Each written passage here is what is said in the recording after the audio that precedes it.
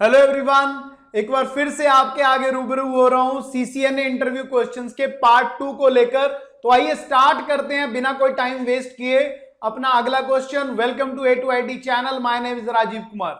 मेरा 11th question है, what is boot P. दोस्तों, बूट पी हमारा एक प्रोटोकॉल होता है जिसका यूज होता है बूट करने के लिए हमारे नेटवर्क के अंदर जो हमारे डिस्कलेस वर्क स्टेशन होते हैं, मतलब डिस्कलेस वर्क स्टेशन को बूट करवाने के लिए हम बूट पी प्रोटोकॉल का यूज करते हैं।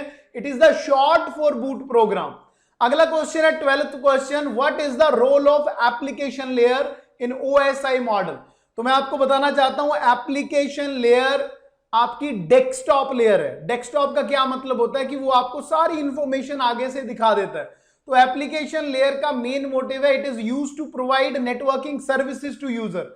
हमारे पास नेटवर्किंग के अंदर बहुत सारी सर्विसेज हैं, HTTP है, FTP है, उसके अलावा TFTP है, SMTP है, बहुत सारे प्रोटोकॉल हैं। तो एप्लीकेशन लेयर हमें ये सर्विसेज डायरेक्टली एंड डिवाइसेस को प्रोवाइड करने की हेल्प करती है हमारी। तो मेरा 13 क्वेश्चन है यहाँ पे, difference between user mode and privilege mode. दोस्तों, मैं आपको बताना चाहता हूं, जब भी हम सिस्को राउटर लॉगिन करते हैं तो लॉगिन करने के बाद वहां पे मैसेज आता है आपको कंटिन्यू विद कॉन्फ़िगरेशन डायलॉग। वहां पे येस और नो लिखा होता है, तो हमें नो करना होता है, क्योंकि अगर हम येस करेंगे सारा काम ऑटोमेटिकली हो जाएगा। जैसे ही हम नो करते हैं वहां पे आता है जी हमारा सबसे पहले यूजर मोड। यूजर मोड का काम क्या होता है, रेगुलर टास्क करने के लिए। जैसे फॉर एग्जांपल आपने राउटर की इंफॉर्मेशन व्यू करनी है, या आपने कोई रिमोट डिवाइस कनेक्ट करना है, या फिर आपने राउटर का स्टेटस चेक करना है। जबकि ऑन द अदर हैंड जो प्रिविलेज मोड होता है उसके अंदर सारे ऑप्शंस होते हैं जो यूजर मोड के अंदर तो अवेलेबल होते ही हैं, लेकिन उसके अलावा और भी बहुत सारे ऑप्शंस होते हैं जो कि शो कमांड्स उसके अंदर यूज होती है। अगर आप कोई भी कॉन्फ़िगरेशन चेक करना चाहते हो, टेस्ट करना चाहते हो, डीबगिंग करना चाहते हो, तो वो प्रिविलेज मोड के अंदर होती है। मेरा 14 क्वेश्चन है यहां पे, कंप्यूटर बेसिकली काम कैसे करता है। देखिए, ये एक बेसिक क्वेश्चन है, लेकिन ये हमारे सीसीएनए में इसलिए पूछा जाता है ताकि उनको ये पता चल सके कि आप कंप्यूटर की बेसिक डेफिनेशन दे रहे हो या आप टेक्निकल साउंड भी हो। तो कंप्यूटर हमारा एक इलेक्ट्रॉनिक्स डिवाइस है जो एक मशीन लैंग्वेज के ऊपर काम करता है। और नेटवर्किंग के अंदर इसका यूज कैसे होता है, क्योंकि नेटवर्किंग के अंदर या तो हमारा डेटा बिट्स में आता है, या हमारा डेटा डेसिमल के अंदर 0 to 9 नंबर के अंदर आता है, या हेक्साडेसिमल के अंदर। तो नेटवर्किंग के बिहाफ पे अगर इसकी डेफिनेशन दी जाए तो कंप्यूटर एक इलेक्ट्रॉनिक्स डिवाइस है जो मशीन लैंग्वेज पे काम करता है, और हमारे सारे के सारे IP address binary to decimal conversion पे ही बेस्ड है। उसके अलावा हमारे नेटवर्किंग के अंदर फुल डुप्लेक्स और हाफ डुप्लेक्स का क्या मतलब है। देखिए, डुप्लेक्स का मतलब होता है data transfer in both direction.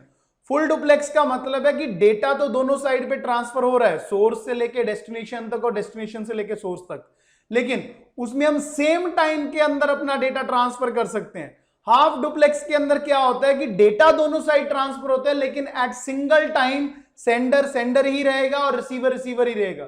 इसकी एग्जांपल है वॉकी टॉकी। वॉकी टॉकी के अंदर आप एक टाइम पे बोल सकते हो, दूसरे टाइम पे सुन सकते हो, लेकिन मोबाइल फोन हमारे होते हैं फुल डुप्लेक्स। इसके अंदर आप बोल भी सकते हो, इसके अंदर आप सुन भी सकते हो। मेरा 16th क्वेश्चन है यहां पे, व्हाट इज MTU।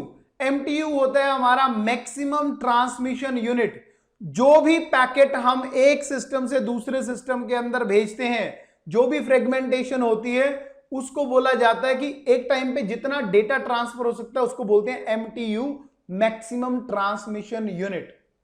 उसके अलावा अगला क्वेश्चन है मेरा, नेटवर्किंग का आर्किटेक्चर क्या है, इसमें कौन कौन से टाइप्स यूज होते हैं। नेटवर्किंग का आर्किटेक्चर है जी peer to peer model and client server model.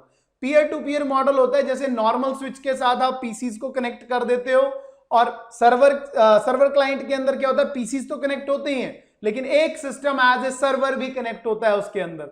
Normal peer to peer architecture के अंदर क्या होता है कि लोकल यूजर होते हैं, लेस सिक्योरिटी होती है, कोई भी सेंट्रलाइज्ड कंट्रोल नहीं होता। लेकिन सर्वर क्लाइंट के अंदर क्या होता है, सर्वर अपने यूजर्स के ऊपर एक सेंट्रलाइज्ड कंट्रोल कर सकता है और डोमेन यूजर बना सकता है। ओके, दोनों में से कौन सा प्रोटोकॉल बेटर है, रिप प्रोटोकॉल या फिर EIGRP। ये क्वेश्चन दोबारा भी रिपीट हो रहा है, थोड़ा सा मैंने बताया था। अगर बात की जाए बेटरमेंट की, तो रिप प्रोटोकॉल जो होता है that is based on number of hope. जो भी डेटा ट्रांसफर होगा वो होप काउंट के हिसाब से होगा।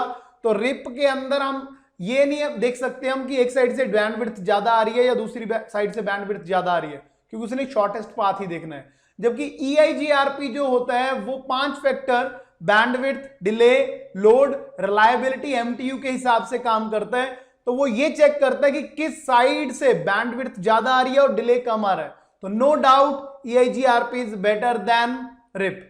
तो मेरा अगला क्वेश्चन है यहां पे कि कट थ्रू लैन स्विचिंग कैसे काम करती है। तो कट थ्रू लैन स्विचिंग के अंदर क्या होता है कि जितनी जल्दी राउटर डेटा फ्रेम रिसीव करता है it will immediately send it to out again to end forward the network segment. कहने का मतलब जब राउटर स्विच से इंफॉर्मेशन रिसीव करता है, कट थ्रू लैन स्विचिंग का मतलब है इमीडिएटली राउटर उस पैकेट को आगे फॉरवर्ड कर देता है और रीडिंग एड्रेस को फाइंड कर लेता है। उसके अलावा मेरा 20th क्वेश्चन है व्हाट इज फ्रेम रिले। मैंने फ्रेम रिले LLC के अंदर भी आपको बताया था। फ्रेम रिले हमारा एक वैन प्रोटोकॉल है जिसका यूज किया जाता है वर्चुअल सर्किट क्रिएट करने के लिए। ये एक हाई परफॉर्मेंस रेटिंग प्रोटोकॉल है जो डेटा लिंक लेयर और फिजिकल लेयर पे चलता है। बैंडविड्थ की गारंटी नहीं होती इसमें, लेकिन कनेक्शन पूरा रहता है। तो दोस्तों अगले पार्ट 3 के अंदर हम और भी नेटवर्किंग क्वेश्चंस के बारे में डिस्कस करेंगे। तो बने रहिए हमारे A2IT चैनल के साथ। Thank you so much.